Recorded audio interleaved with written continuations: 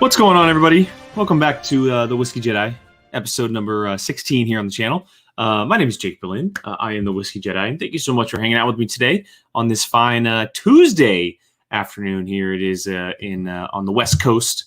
It's my first Tuesday edition of the show, and there's a couple reasons why. One, just wanted to get an episode out. I felt like I had a good time to do it here on a Tuesday. And I'm excited to finish my rewatch of Mandalorian Season 1. I'll be doing Chapter 8 Redemption today. But the second reason why is because I'll be doing a second episode tomorrow, actually. Tomorrow will be a little bit of a break from what we've been doing lately. Still revolves around the Mandalorian a little bit, but I'll be joined by two friends of mine, to do a little bit of a unboxing / show and tell is what we'll be doing tomorrow. So I'll be doing a second episode of the show tomorrow around the same time. It'll actually be at 4 p.m. tomorrow. I know that for a fact because that is scheduled with my guests. And I'm super excited about that. I got some cool things to show off tomorrow. As I mentioned, a little bit of an unboxing. My first unboxing officially, if you want to say, but I'm super excited to do that. It's been something that's actually I've been waiting on for a while here. On the channel, and I'm pumped to do it. So yes, hi Gabs, thank you for joining me. Thanks for popping in. I appreciate it. Yes, first time here with the whiskey I have. Just bought it yesterday. Super excited to check it out. Give it a taste, give it a whirl, and see what it's all about. It is Pendleton. You can see it right there on the. Let's see if I can get this right. You can see it right there on the left-hand side of the screen. Pendleton blended Canadian whiskey is what we're going to be tackling today, and it might have the single greatest. Motto, if you will, tagline of any whiskey I've ever come across, and that is "Let her buck." Let her buck has a little bit of a personal value to me. Not only is it one of the greatest quotes of one of the most fun and entertaining Viggo Mortensen films ever in Hidalgo, but I pretty much grew up on a farm in the country, and Let Her Buck is something that I grew up around. So it has a personal connection. It has a little bit of a value to me, and every time I see it, it screams home for me. It's such a home feeling for me. Let Her Buck. If it wasn't so just ridiculous, I would totally get it tattooed on me, but that'll never happen. But yeah, so Pendleton blended Canadian whiskey. And the interesting part of this, and when you hear blended Canadian whiskey, you think of one thing, right? Canada, interesting thing there. But it's actually a homage to the American cowboy. And I'll get into that right now. I'll give a little bit of a backstory on Pendleton. So Pendleton is based near the Cascade Range in Hood River, Oregon, and they blend the Canadian whiskeys to achieve the inspired variations in flavor and character found in the Pendleton whiskey collection, starting with precise barrel aging in hardy American oak, and finished with glacier-fed waters from Mount Hood. We all know about the waters in Oregon and how pure they are. We're introducing whiskey enthusiasts to the easy drinking style that cowboys have loved for years. Created to celebrate the spirit of the American cowboy, the Pendleton whiskey brand honors a heritage that inspires us to live boldly, drink well, and taste the moment wherever may be. Quite a cool little backstory and just story in general for Pendleton. Obviously, something like I mentioned. I mean, I grew up in the country. I'm a country boy. We lived on land, and this is something that I'm very excited to try because of that reason. I've heard great things about Pendleton. It screams a particular taste, as some whiskeys do, but I have never smelt it, tasted it, whatever it may be, and so I'm excited to get into that. But as I mentioned, we're going to be wrapping up my Mandalorian rewatch today with Chapter 8 Redemption. Excuse me. It's perfect timing. I'm super excited because Season 2 starts on Friday. Chapter 9, Episode 1 of Season 2. They're calling it Chapter 9 because it is a continuous story. Love that. And I'm super excited to see what that show or what the season's all about. I cannot wait to see what they're going to be showing us in this season.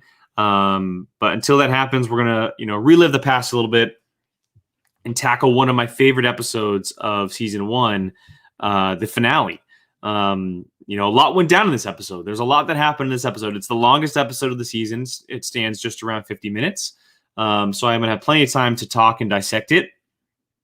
And if you've never joined me before, thank you so much for hanging out with me. But the way that this works is I'll crack open the bottle, give it a whiff here in just a little bit to get a sense of what it smells like, because we know how much the nose factor plays into whiskeys. And then I'll start tasting it throughout the show. And then halfway through the episode, I'll stop the show, or I'll stop the episode. I'll pause and I'll break down what I think of the whiskey. And then I'll get back to my show, and then I'll get back to thoughts at the end of the episode as well. So again, thank you to everyone for hanging out with me. Really, really appreciate it. I feel like I say this every week, but this is very much just a thing for me to sit down and drink some whiskey and talk Star Wars. And for those of you guys who hang out with me for the whole hour, I super appreciate it. So let's go ahead and pour myself a glass here. See what this nose factor is all about here before I get into tasting it in the episode. I do have my Stormtrooper glass here today. There's a lot that happens in this episode with Stormtroopers, so I felt like it was just the right calling for today. Plus, as I've been mentioning multiple times, I have yet to grab a Mandalorian glass myself. If Gabby, you're still watching, that is something I need. Just kidding. Not really, though. All right. Don't mind me as I just tipped a little bit. Hey, John. What's up, man? Thanks for popping in, man. Appreciate it. If this is your first time, dude, this is all about whiskey and Star Wars. Let's see what Pendleton smells like here.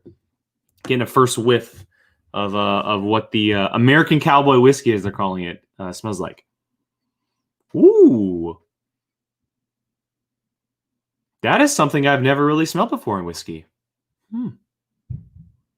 Kind of a sweeter flavor. A little bit of a honey sensation, I'm going to say. Yeah, that's interesting. And just like last week where I did not like the whiskey that I had, I'm going to say even vanilla. I'm going to say some vanilla too. So vanilla, honey, a little bit of a sweet sensation. But like I said, something I have not smelled before with a whiskey. Like I mentioned last week on the show where I did oh god, I'm even forgetting the name of it because I didn't really care about it. Anyway, I did an Irish whiskey last week, and the smell, the aroma was completely different from the actual taste of it. And so I'm interested to see if this is similar. Like I mentioned up top, I'm not going to get to the actual tasting of it until the middle of the episode. I'm going to start watching Mando episode 8.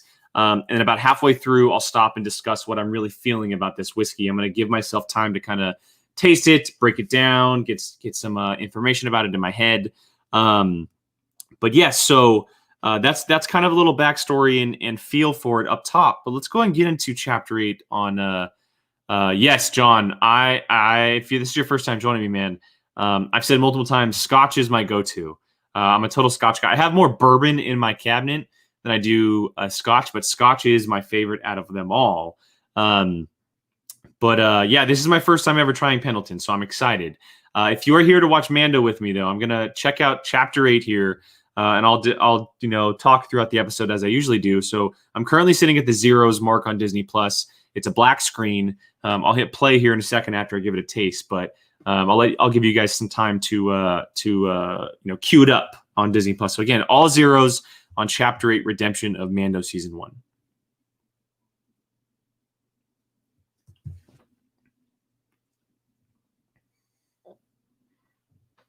All right. Well, I can just tease it and say we're off to a good start, everyone. We're off to a good start. Okay, let's get into Chapter 8 of Mando here. It runs about 50 minutes. Redemption, the final episode of Season 1. We're just around the corner from Season 2. I'm so absolutely pumped. Cannot wait to check out this upcoming season. But we're going to relive the past a little bit and get back to Chapter 8, where we are left off before we get back to these characters in Season 2. So hopefully everyone is queued up. If you are, we are good to go. And I'm going to press play here in about 5 seconds. So I'll go ahead and give a countdown. And we'll press play in 5, 4, 3, 2, and 1. Disney Plus logo is currently up. And here comes the recap. For those of you watching, I see we got a couple in there. Hope everyone's doing well. Hope everyone's Tuesday is good. Leave some comments, guys, throughout the episode of what you think of Chapter 8 and even what you're looking forward to in the upcoming season. I'd love to hear from you guys. There's going to be a lot of Mando talk on this channel, obviously. I'm going to have guests to do that with me. Tomorrow is going to be a little bit of a preview for Season 2 with a couple buddies of mine. And then I have some guests that I want to get lined up here for this season as well. So stay tuned on that. But I'd love to hear from you guys, obviously, in the chat on what you are thinking, or even the comments if you're watching on the replay on what you're thinking you're going to see for Season 2. Because there's a lot that could happen and a lot that we've been theorizing and predicting and, discussing and debating and all that stuff over the last number of months. So currently still going on the recap of the season so far. Have not started this new episode just yet. We are seeing the absolutely tragic passing of one Queel.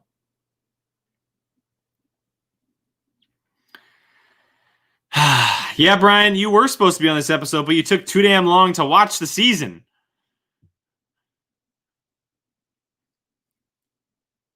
If you watch 1 through 7, you are more than welcome to pop on right now to finish it with me. Join me. But I highly doubt you've watched 1 through 7. I told you. I'm watching it this week. Okay, we got the current Star Wars logo. They're going all over the heads for the Disney Plus Star Wars logo, which is really cool. Star Wars is up. And we're going to get back into Chapter 8 right now. Yeah, and remember, we left off the last episode with the death of Queel. And the music. You're gonna see me a lot of times on this show when I'm doing stuff like this. I'm going to lose train of thoughts because I'm listening to the music. It's so good. It's phenomenal. But sorry, what I was saying is the troopers. We left off with one of the troopers grabbing Tiny. This is not Yoda, as I call him. And now we currently are seeing them talk and wait for their entrance into the city. Oh. And now they're hitting Baby Yoda. Tiny.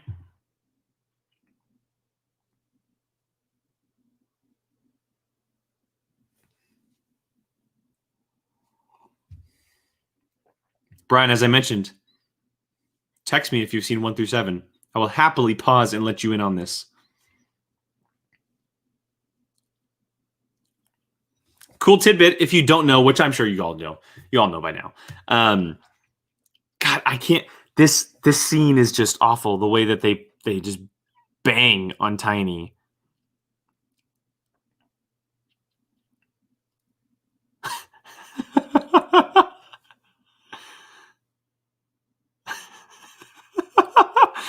Episode directed by Taika.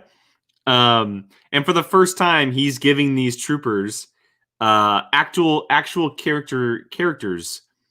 They're talking, and we see how terrible they are at shooting stuff. They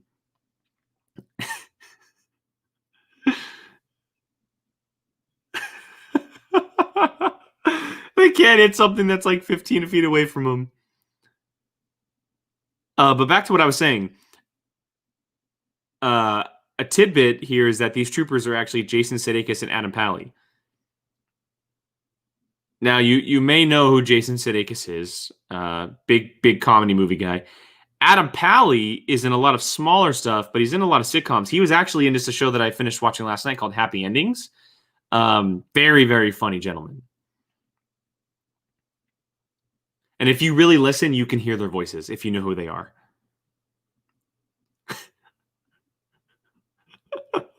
This is the greatest opening in the entire season. It's brilliant. It's pure Taika too. It's so good.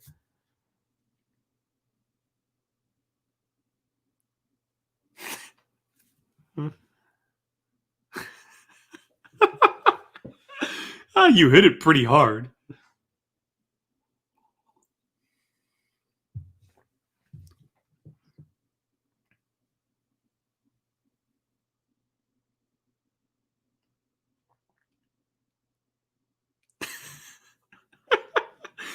He just got he just totally just cold clocked the dude. And here comes the rescue, IG-11. Thank God. And this is where the real brilliance of the episode begins. Happy ending is great. I do mean the show. Yes, John, I just finished the show last night. My girlfriend and I, we spent a little while going through the 3 seasons. I'm really bummed that show only went 3 seasons, by the way. I could have watched that show all day long. I think it was a really, really well done show. And again, oh my God, the bones cracking in the wrist. IG-11 just doing total damage to these troopers. Oh. Again, great use of the droid. We've seen it multiple times throughout the season. Well, not multiple times, twice throughout the season. And this is where the brilliance comes into play from Taika. IG and Tiny are about to go on an absolute joyride on the speeder bike. So awesome.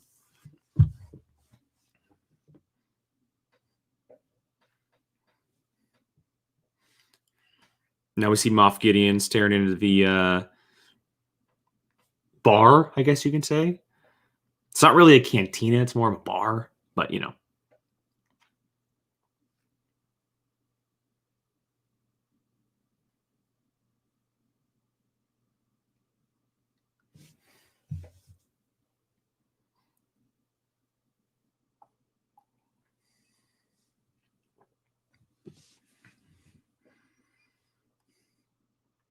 Again, guys, I will pause the episode about halfway through, so it's probably going to be around like the 18 to 20 minute mark.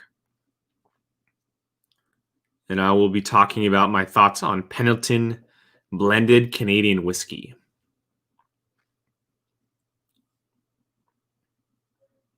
And this is where the good stuff starts.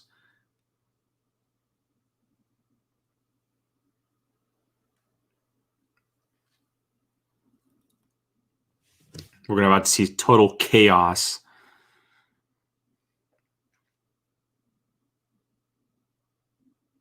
At this point, the client is already dead. He got shot up in the last episode.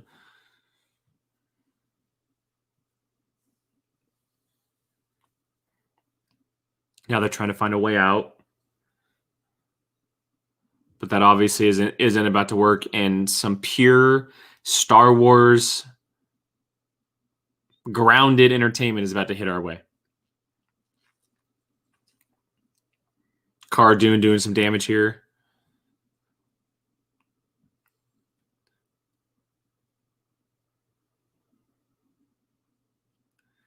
And like I said last week, Giancarlo Esposito is just so perfect in these roles. And it's so hard to see him in anything else other than a villain role. If he was ever to play the good guy, I was always question myself, like, well, is he really the good guy though? Like, is he really the good guy?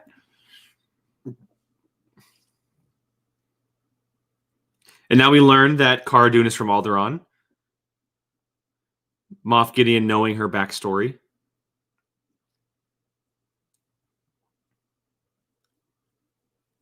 And a little bit more backstory here on Mando. The decommissioned Mandalorian hunter.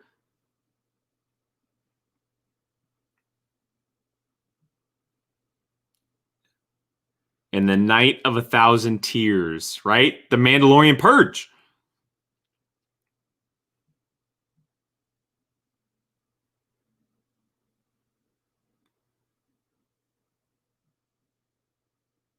This scene is brilliantly written.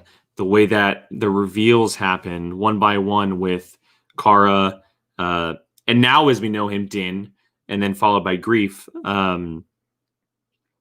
Just the quick backstories that change the entire ball game. The writing is just, it's spectacular. It's so spectacular, and the way it's delivered is a whole nother story. But again, I mean, Giancarlo Esposito is one of the best actors on the planet. The guy can do absolutely anything, but he's best in these roles, and it shows in this episode.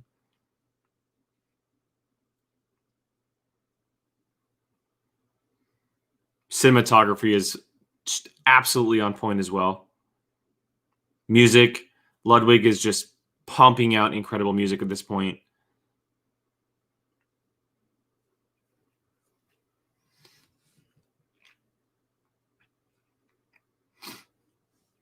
I'm very interested. Obviously, the one thing that'll come back from this this moment in future seasons is going to be the Night of 1,000 Tears. It's the one thing as Star Wars fans, and more specifically for me as Mandalorian fans, that I need to see, not want.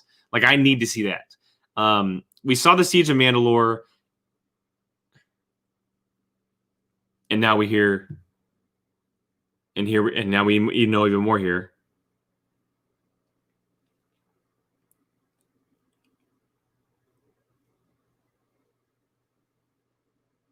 Here we go. Mandalorian isn't a race; it's a creed.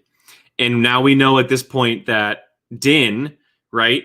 He's not a Mandalorian. We get information about this character and about the entire Mandalorian race, that they search out for what they call foundlings, orphans across the galaxy, and they bring them into their company. And we know that Din knows who Moff Gideon is, and Moff Gideon seems to be almost in a way a rogue Empire agent in a way, because he went too far. Like Kara had said, he was executed for war crimes. Little do we know, or little do they know, that he wasn't. Now, what kind of war crimes were those? I'm really, really hoping that at some point we do find out what those are, because those are pivotal. Those are a pivotal thing inside of his backstory. How bad is he? Is he a part of the Empire? What made him go bad from the Empire or go too far for the Empire? Like, what is the Empire has done really, really bad stuff. We know that clearly in the movies. It shows they've done really, really bad stuff. But what does it take for them to say, okay, he needs to be executed for war crimes? Like, that's a big deal. That's a really, really big deal. And during this, by the way, guys, there's the entire time we're watching the flashback of Din and him being put down by his parents. And one of the coolest reveals coming up here in a second, where he's rescued by Death Watch, which I hope, again, comes back in future episodes. Because if you're a Clone Wars fan, you know just how important and big Death Watch is. Hey, John, thank you for stopping by, man. I appreciate it. Thank you. I really, really, really appreciate it. So thank you. And Brian, yes, killed. I wouldn't be surprised if he killed younglings. I'm interested to see what else he did, because, I mean, we've seen the Empire do really bad stuff that's more than just younglings, right? And so I'm interested to see if it's just farther than that. Yes, let's do some Scotch soon, John. I definitely say that. And here's the moment: Death Watch coming in strong. We see all these Mandos coming in and kicking some droids' ass. Such a great reveal. Such a great reveal.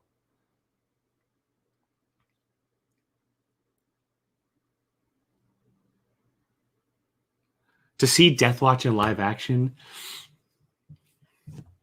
as a Mandalorian fan, like, of the mythology and the people and everything, it's really like a dream come true to see this group come to life. Like Death Watch, it's real. It's in live action. Like, look at the way they look. It's incredible.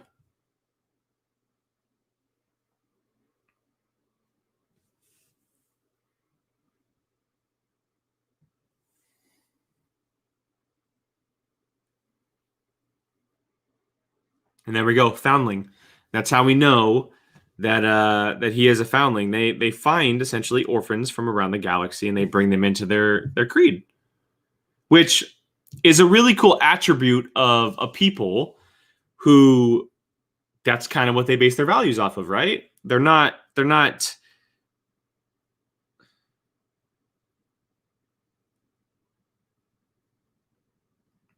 of course, Mandalorians are, they're born and they're brought up and they're raised that way, but it's kind of a mixture, right?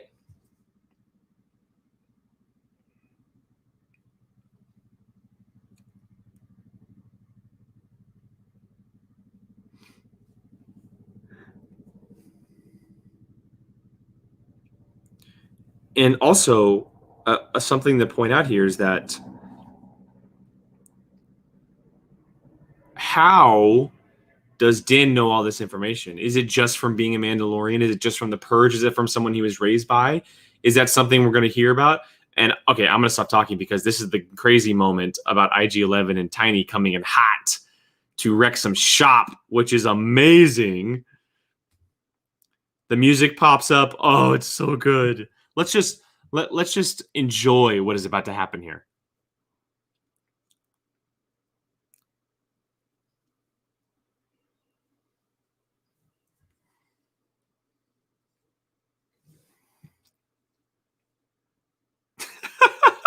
And there's the gif of Baby Yoda laughing and smiling.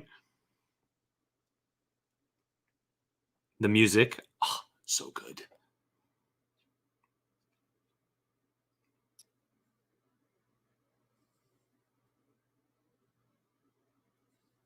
Just absolutely wrecking shop, drifting around corners in this speeder bike, doing total damage, and now the entire brigade of stormtroopers is disbanding, leaving an opening for them to make even more damage.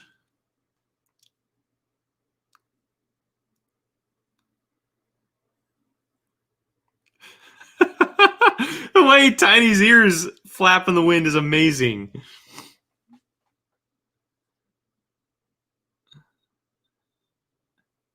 Oh, it's so good. But here's another thing to keep in mind. He is once again being exposed to violence in the form of gunfire and killing and that type of stuff. And will that come back? And now now Mando, Cara, and Greef have all stepped out of the bar and are doing damage against all the troopers. Din is currently fighting some Death Troopers. We're really getting to see their fighting styles and their ability in this scene. Something that we've gotten very little to this point, right? We've seen moments of it, but it's very much been story based. This is a scene that's like, okay, we're going to amp it up a little bit and really show you what these characters can do, and it does a really good job of doing that. Din currently has the E-Web in his hands, just absolutely wrecking shop. Cara's got her own version.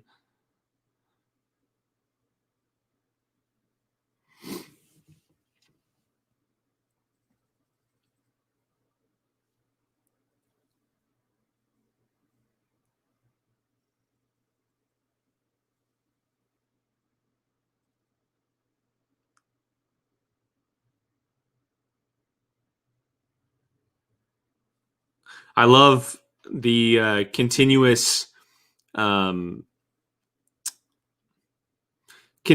way that the Death Troopers communicate, right? We first saw in Rogue One how they very much communicate in a static version to the everyday ear, but to them, they can hear each other because it's a dysfunction frequency. It's a really, really cool sound, and it's particular to them, and it makes sense that would be particular to them, being that they're the most elite of the elite. Here goes Moff Gideon shooting down the E-Web, blowing Din back, knocking him unconscious, later learning that he's actually bleeding from behind his head. It's interesting that Moff Gideon is surrounded by Death Troopers. We've seen it once before, right? With in Rogue One. I'm totally... Ben Mendelsohn's character in Rogue One was surrounded by Death Troopers. It's the only real time that we've seen it in canon so far. And it's a big deal that Moff Gideon is surrounded by Death Troopers. Like I said, they're the elite of the elite. Krennic. There we go. Krennic. Director Krennic is what I'm talking about.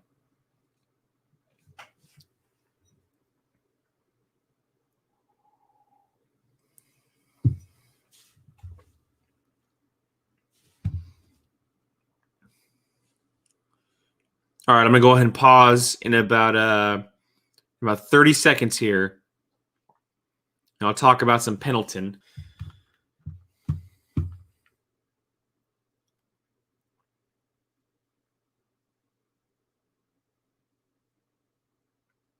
I mean, it's pretty bad that she can get blood from his head, even with the helmet on. I mean, that's a pretty bad wound if that's the case. All right, I'm gonna go ahead and pause in 5, 4, 3, 2, and 1. I'm gonna pause right there. He's currently talking. Probably not the best place to pause, but really, where is the best time? And it's at 1936 is where I'm paused at, everybody. Okay, so. Chug it. Stop it, Brian. Stop it. You better be joining me tomorrow, man. For those of you watching, special guest, one of my special guests tomorrow is Brian, my buddy Brian from all my podcasts on POV, Certain Point of View, the Schmodown podcast, also Apocalypse Movies. He will be joining me tomorrow. for a little bit of a show and tell / unboxing that we're going to have here on the channel. It's going to be a lot of fun, and I expect Brian to drink some whiskey. So I'm very, very excited for that. All right, Pendleton. I didn't mention this up top, guys, but this is the original Pendleton. They have a couple different versions of whiskey, but this is the original version of their whiskey, their Canadian whiskey. And it's not specifically called like a bourbon or anything like that, because it is not a bourbon or anything like that. But they also have a whiskey called the 1910. They have a Midnight, and they also have the Director's Reserve. And I'm not going to get into those, but I will get into the original because it is what I am drinking. Okay, so a little bit of backstory here on the original. Pendleton whiskey is a oak barrel aged whiskey distilled in Canada using the finest ingredients. Before bottling, glacier fed spring water is added from Mount Hood. And Pendleton whiskey delivers an uncommonly smooth taste and rich, complex flavor. And so the palate that you should be expecting here when you taste it, and I mentioned it up top when I smelled it, that I was interested to see if it would be different from what I smelled. It is slightly different. I'm still getting sensations of vanilla, a little bit of honey, a little bit of a sweeter flavor. But the one thing that is prevalent, that word is always a little bit difficult to say. It has a little bit of a fruity sensation to it when you taste it. And that's interesting because I've been tasting a lot with whiskeys lately. I think my palate is kind of starting to get,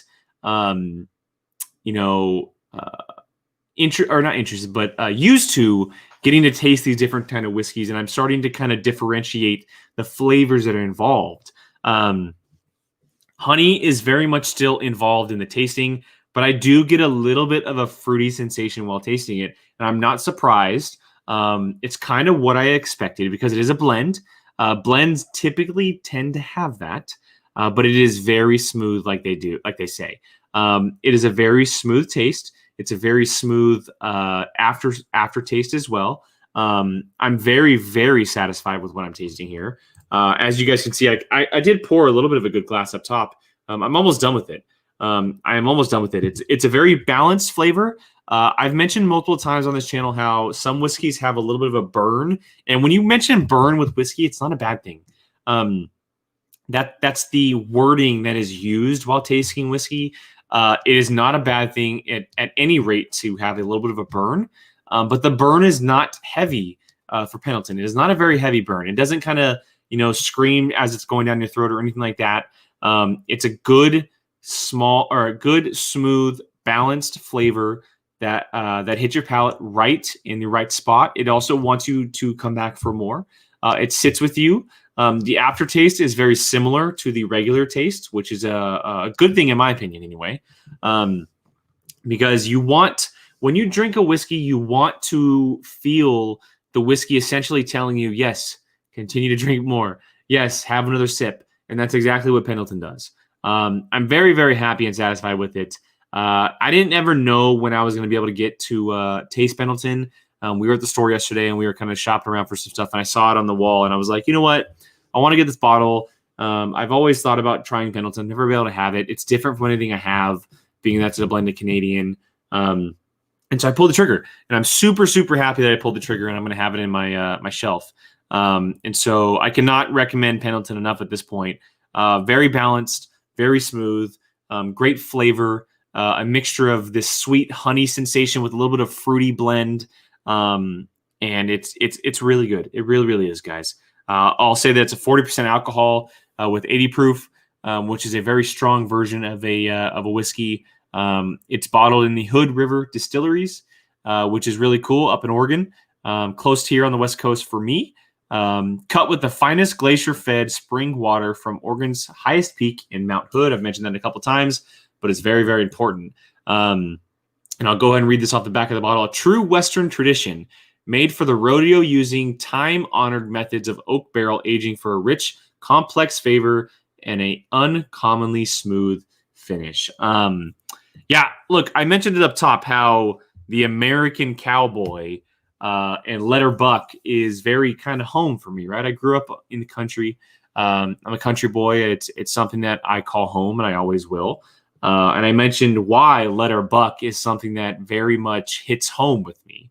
And so I cannot say enough how happy I am that Pendleton is something that I really do enjoy.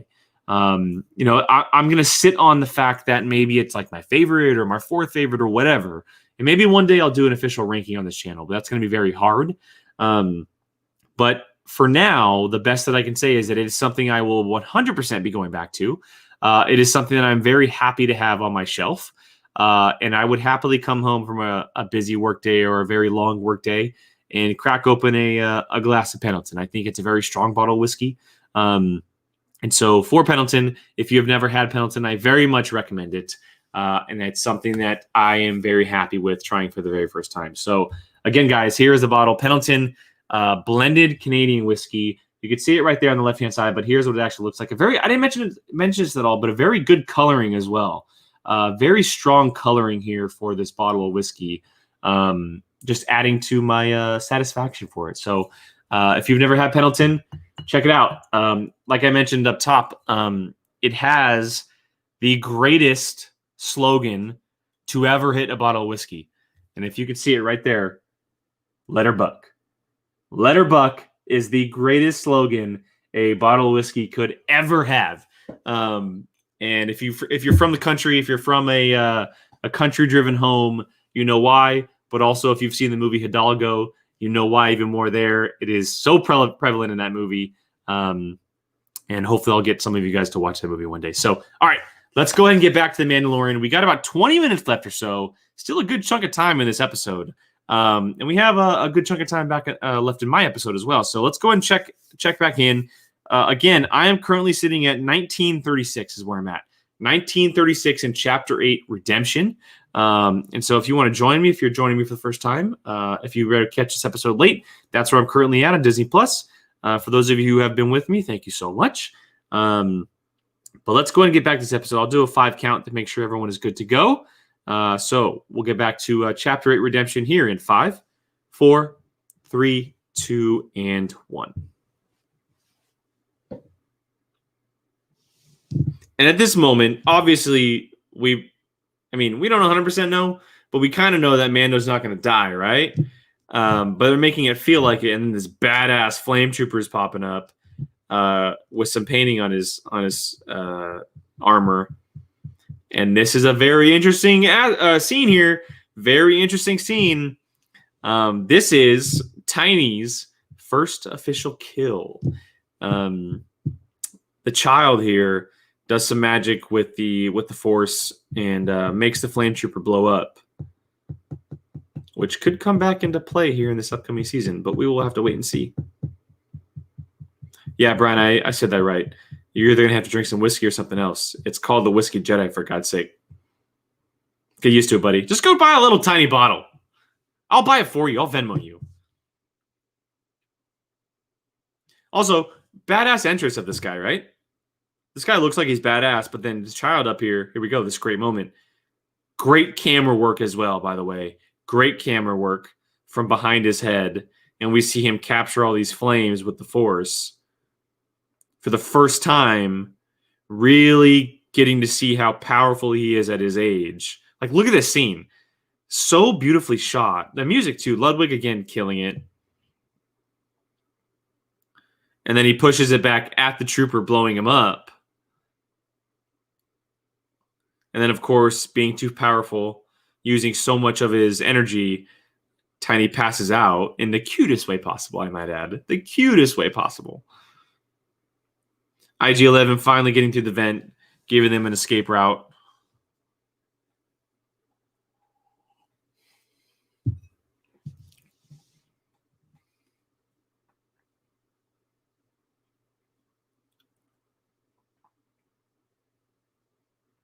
IG-11 giving Kara the child.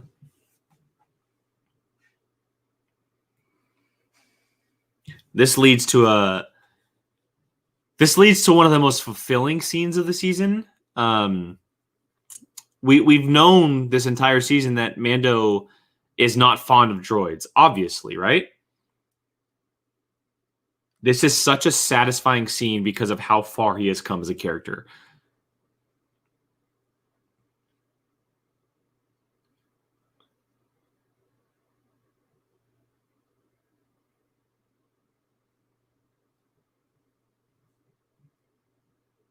Taika's voice is also perfect for it.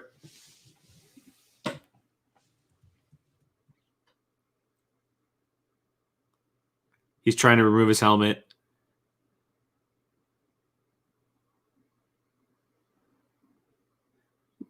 No living thing has seen him without his helmet. And here we go, the great line, I am not a living thing. And the music kicks in, Ludwig killing it again. And there we go, there is Din Djarin. Pedro Pascal, beaten to shit, by the way. Just totally beaten to shit.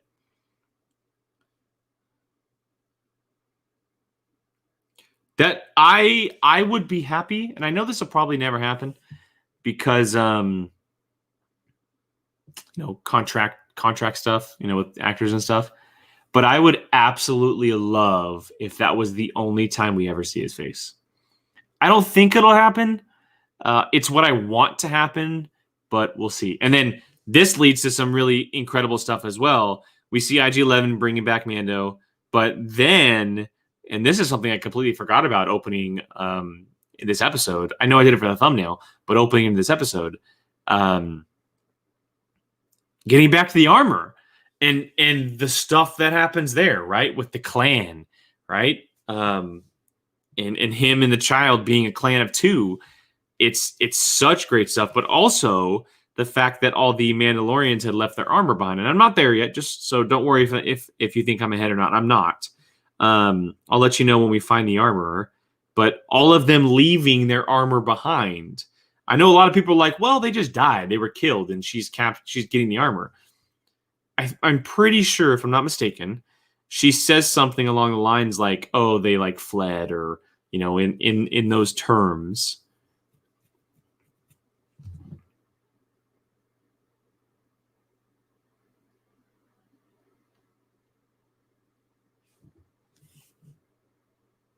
Pedro's voice is so perfect for under that helmet. It's so perfect.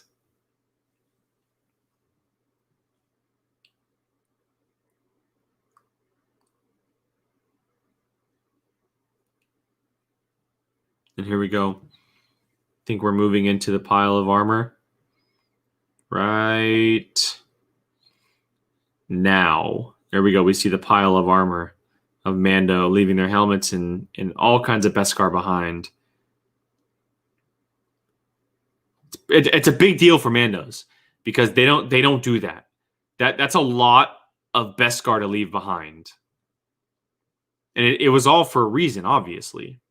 They had to. They saved him in episode 3, and they had to make sure that they disappeared after that because nobody thought that they were around.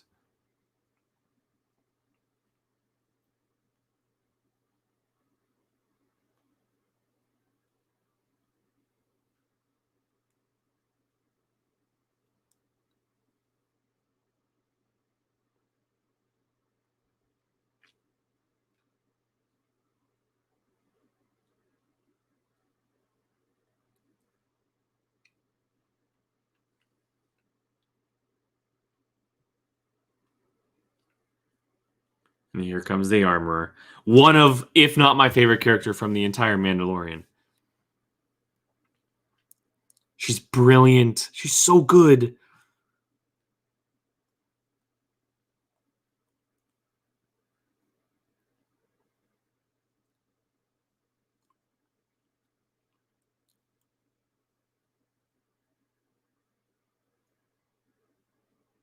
See, some may have escaped off-world, which means they revealed themselves, they had to dump their armor, they had to get back to the normal life, and they had to go find a new place.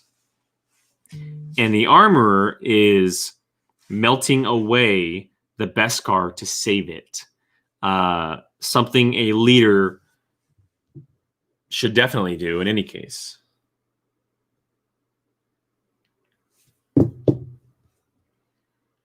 I love her chambers, by the way. Her chambers are awesome. Where she does all the Beskar work. Just imagine all the Beskar she's going to be able to get from all that stuff.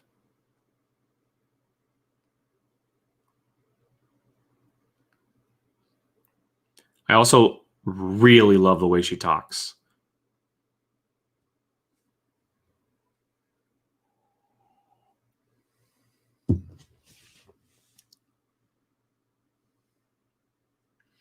And I said this last year after the second episode. The Mudhorn would become their clan symbol. I had been saying it for weeks, and finally it came true in this episode. We see that great moment where she is essentially welding the Mudhorn symbol on his shoulder, and how great it looks. And here we go.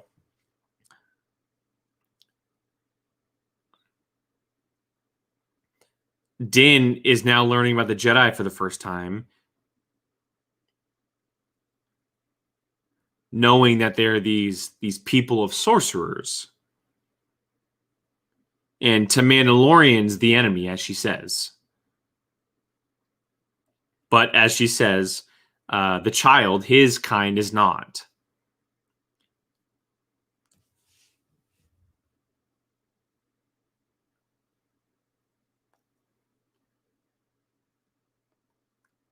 This is the way. Oh, so good.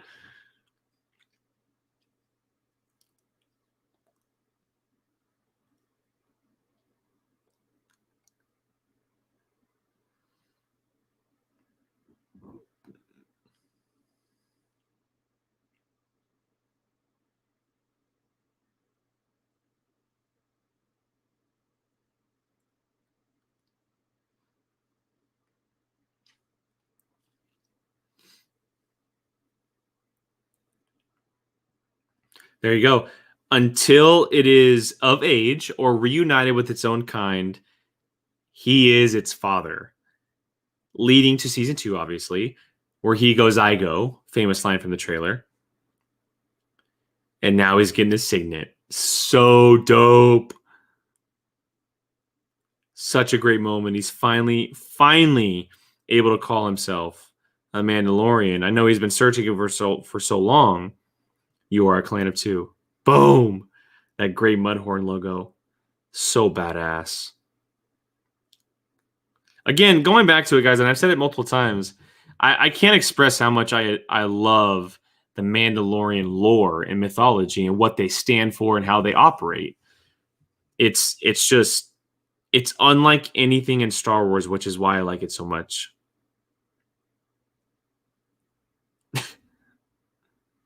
IG-11 at the wreck shop.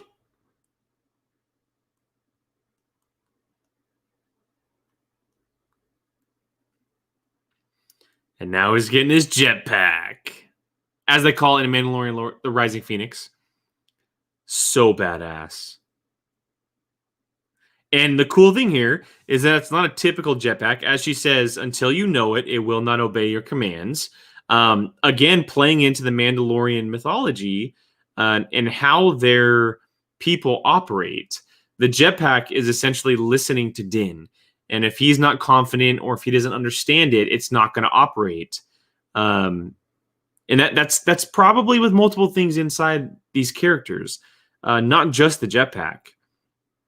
And going back to it, it plays into their entire race of people and how they do things, and it's so vastly different from anything in Star Wars. Like for the movies, the Jedi are the most vastly different thing in Star Wars because of the Force and the way that they operate. Right? You know, no mayors, no children, that kind of thing. But when you really think about it, the Jedi did that to themselves, right? And we've talked about it multiple times how the Jedi of the prequels were wrong. The Mandalorians are the ones who are completely different from anybody. And I hope we see more of that. This is a great scene here where we see the armor just absolutely wreck shop on 5 stormtroopers. It's going to start right now. Boom. There we go. Oh, God. I would hate to be her victim. Oh, my goodness. The way she's using that hit. Oh, put him in the fire. Done for. The music, too. Great music for her. The way she's using that hammer. Oh, break his jaw. Oh. I love how we just see the stormtrooper pieces just fly everywhere. Oh, so good. Wow. Such a great moment. I can't wait to see more of her. I hope we see more of her. I hope it's not just like in season 3 or whatever. I hope she comes back and she's like, not a regular, but she plays a pivotal part in what we see of these episodes.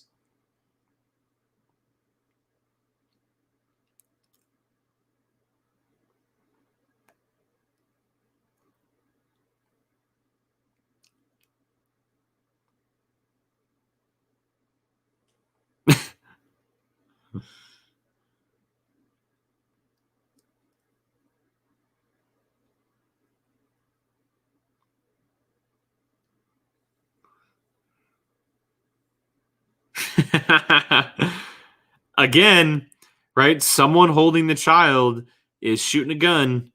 Is that going to come back? Are we going to see the child go bad? Or at least do some bad things? Something to keep in mind. And then we see this great R2 unit here with some massive legs.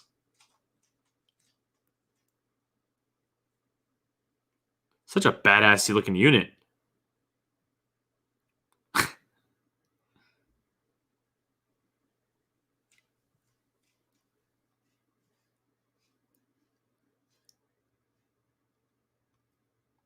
I love the sound that R2 units make.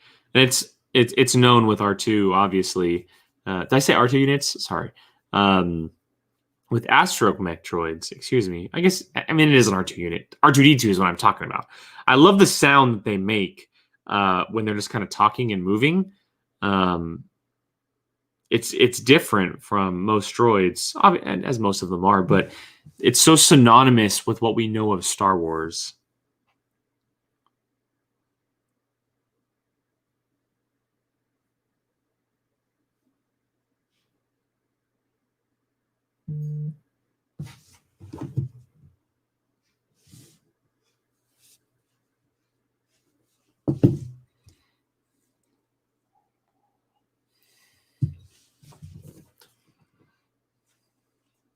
Again, someone shooting a gun with Baby Yoda in their hands.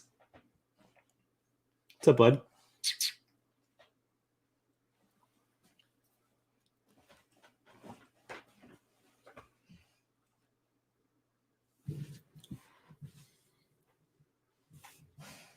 I catch it all the time. My camera, for some reason, unfocuses.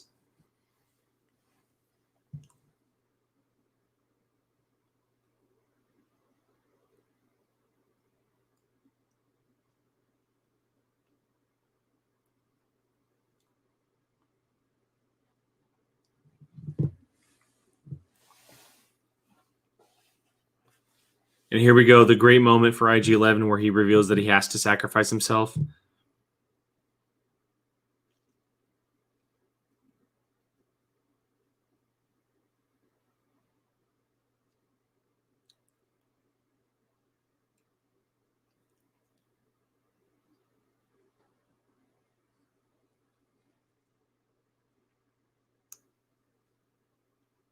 Again, going back to what I was talking about earlier about how far Din has come with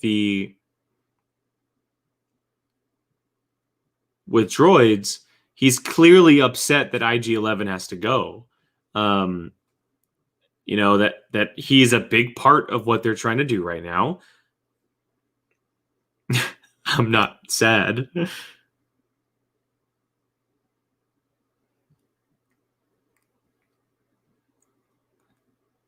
It definitely is a little bit of a bummer because IG-11 is, you know, a really great character.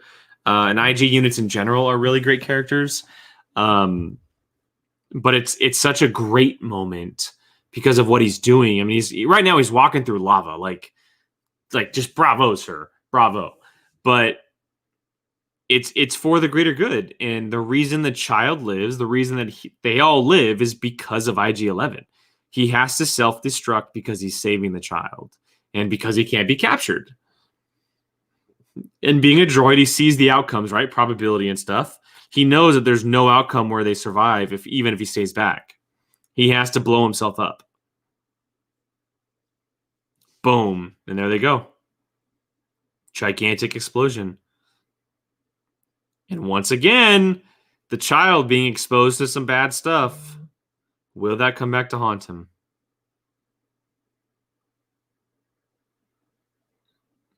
And their livelihood has just been saved by one IG-11.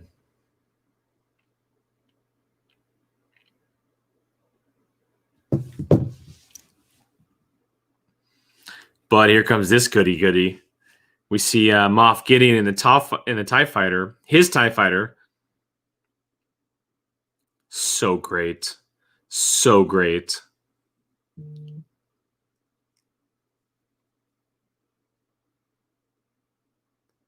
The special effects, I know I haven't mentioned it very much this episode. Let's make the baby do the magic hand thing. And now he waves. Oh, it's so good.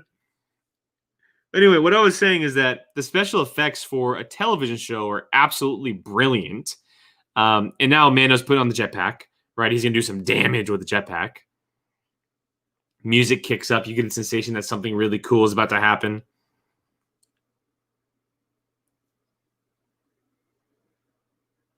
Oh, yeah. Here we go.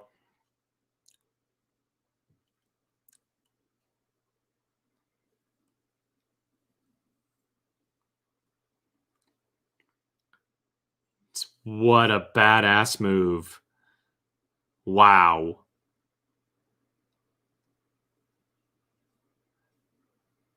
So great.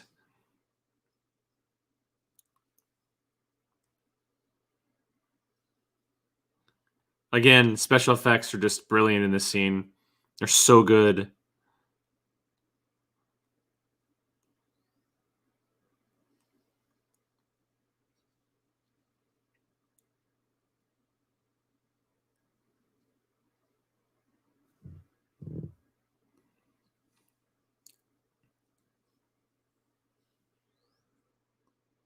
Got him.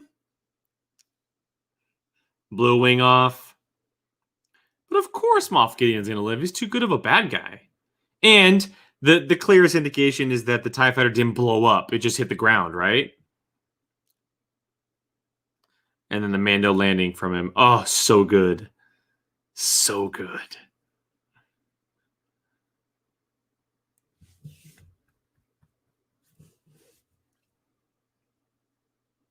It looks like your guild raids have just gone up.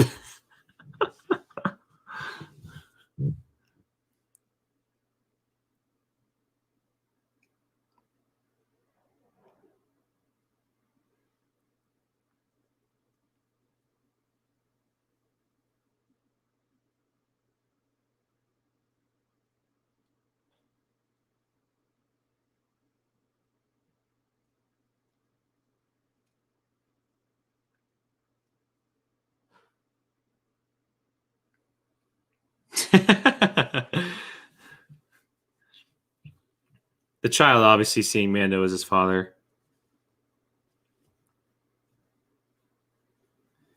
Now learning that Kara is going to stay with Grief Karga. And at this moment, Grief Karga sees Mando as like the leading guy, like his number one pick as far as bounty hunters. But now we know that because of the armor, we learn that Mando's number one journey now is to reunite the child with his species. But maybe species means Jedi. That is still up for debate with many, even here on the channel, as well as on a number of my other channels. What does it mean to reunite the child with his people? Is it the Jedi because he has Force abilities, or is it his species? Many still think that it's a good idea to do it just as the Jedi because they don't want to know anything about the species. I tend to disagree a little bit because I don't really want Jedi around this show. And now we see Mando burying Queel, which is just like, why Queel? Like, why Queel? Why did he have to die? It's just heartbreaking. The Ugnaught had done so much. He survived slavery. He paid his debt. So sad.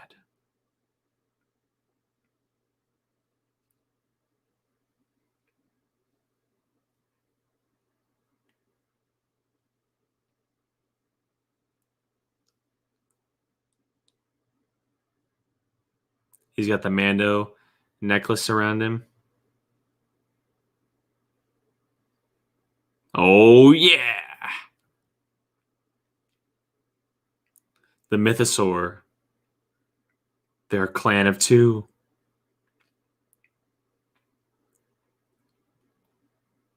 It's a chewing piece for Tiny.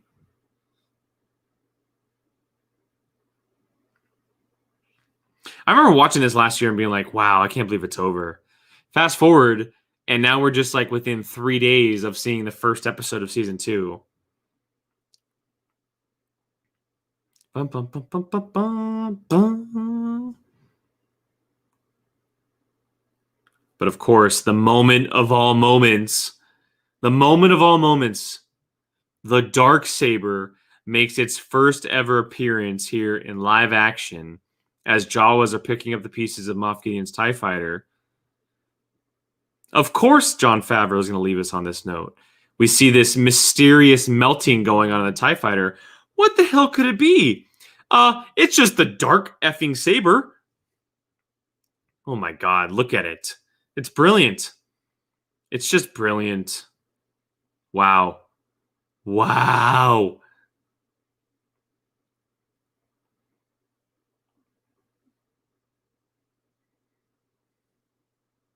It looks so good. What a shot of him standing on his TIE fighter with the Dark Saber. Oh my God. Yeah, if you're talking about a cliffhanger, that is a cliffhanger. That is an absolute cliffhanger there. Wow. That episode is so good, guys. That episode is so good. All right. Taika Waititi, thank you so much for Chapter 8, the Redemption. Not the, but just Redemption. Absolutely brilliant.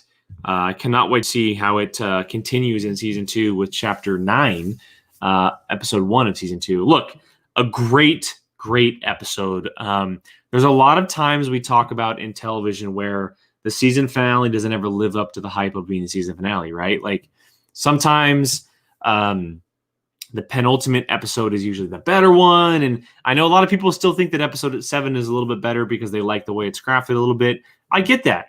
To me, because it's the finale and because it finally lived up to the hype, because I've watched a lot of seasons where final episodes don't live up to the hype, this one crushed it. It crushed it out of the park. It's such a great episode. It has the action you want. It has the dialogue you want. Has the reveals you want. It's emotional. It's kind of like that overall package you're looking for in a television episode. And it has a lot of good Star Wars references and goodies in there too. If you're just a fan of Star Wars, it's full of that stuff. You can tell Taika is a fan because of the way that he crafts the story, the way that he directs the episode. It's just brilliant. It's really just a brilliant episode. It does make me a little bummed out that he's not doing an episode for season 2, but he's doing his own movie. I guess I can push that aside for now and be happy about it. But for now, Chapter 8 Redemption is a total success. It's a great, great time, and I cannot recommend it enough if you've never watched it. And so, I mean, hopefully you've watched it if you're joining me, obviously, because I want everyone to watch this with the spoilers and everything like that.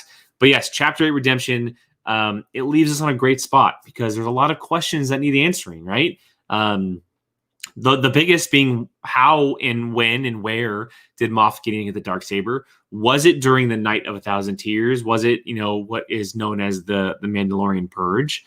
What does it mean for Din to return the child back to his people? Does it mean the Jedi? Does it mean his species? What are Kreef Karga and Cara Dune going to be up to when we meet them in season 2? Are they still going to be on Navarro for just an episode and jumping off, or are they going to be there for the majority of the time? Are they going to join Mando? Like, what's the questions there? So there's a lot of answers that need to be out there. We have a lot of questions going into season 2 that Chapter 8 presented us with, and that's why I really enjoy this episode, because going into a new season, you want those kind of questions and you want to be able to have those conversations, and this episode did that. And so that's why episode 8 is one of my favorites. It's not my favorite. Chapter 3 is my favorite. But Chapter 8, I would probably say is a close second. I would have to go back to our reviews from last year to double check, but I'm pretty sure Chapter 8 would probably be my second one. So yeah, really, really, really happy that rewatch. The rewatch is perfect timing. I'm super pumped. Season 2 comes out on Friday. Cannot wait to see what happens with the season. So many things to talk about. And before I get to any kind of plugs, anything like that, again, Pendleton whiskey, everybody. If you have never had Pendleton whiskey, I gave a review about halfway through the episode here. It's really good. It is really, really good. And you can see the bottle right there on the left-hand side, but I'll throw my bottle up. It is really, really good. It has this really smooth, balanced flavor to it. A little bit of sweet with some honey in there. A little fruity. Definitely, you can taste the whiskey. Obviously, a great blend. It's a Canadian blend, which is something I don't have on my shelf, and I'm very excited that I do now. And so I cannot recommend it enough. Pendleton whiskey. Definitely check it out. And for if you're going to check it out for any reason, it's because its slogan is the single best slogan in whiskey. Let her buck. You can see it right there. Let her buck. And if you want to know what let her buck is, check out the beginning of this episode. If you're just joining me, it is definitely it hits home for me. It hits home for me. So shout out Nugget. Yeah, no, Gab, you're right. You are 100% right on that one. Shout out Nugget. That's for sure. Okay, everybody. This was this was today's episode of the Whiskey Jedi. As I mentioned up top, I'm going to be back tomorrow. I will be doing an unboxing and essentially a show and tell with a couple buddies of mine. I will have two friends who will be joining me on the episode tomorrow to show off some cool Star Wars memorabilia and a little bit of an unboxing / build for a couple of us. But make sure you're joining us here tomorrow. The show will go live at 4 p.m. here on the channel. Super excited. I'm actually gonna be doing something I've been holding on to for a while. I've actually had this figure in my living room for about 3 weeks now that I have yet to unbox, and I'm doing it right here on the channel. I've been waiting for this moment. I'm super excited to do this, and so make sure you're joining me right here tomorrow, 4 p.m. Pacific, here on the channel. Again, to everybody watching, and whether you're watching live or on the replay, I can't thank you guys enough. This really is just a fun little hour for me to sit down and talk Star Wars, drink some whiskey, do rewatches of stuff I want to do. And I'm really thankful that you guys are able to hang out with me and do hang out with me and comment and everything like that. So if there's any kind of comments or questions you guys have, make sure you're leaving them in the chat. If you want to join me live, I'm live every week. You guys can hang out with me on a weekly basis and ask questions, all that type of stuff. But for now, that is today's episode of the Whiskey Jedi. Again, to everyone watching and hanging out with me, I really, really appreciate it. I am live every single week. And as I mentioned, with Mando Season 2 coming up, I'm going to be doing a lot of stuff on that and having a lot of guests join me. So look out for that. For now, you can find me here on the channel every single week. You can find me on Twitter and Instagram at Qui-Gon Jake, right down there below. 2 N's because someone just snagged the 1 N before I did. But before that, or with that, excuse me, not before that, but with that, make sure you're checking out Pendleton Whiskey. Highly, highly recommend, as well as give me your thoughts on Mandalorian Season 2, which is coming out on Friday. Super, super pumped on Friday. And again, I'll be back here tomorrow with a new episode. So again, to everyone watching, thank you so much for hanging out with me. I will see you guys tomorrow, and may the Force be with you.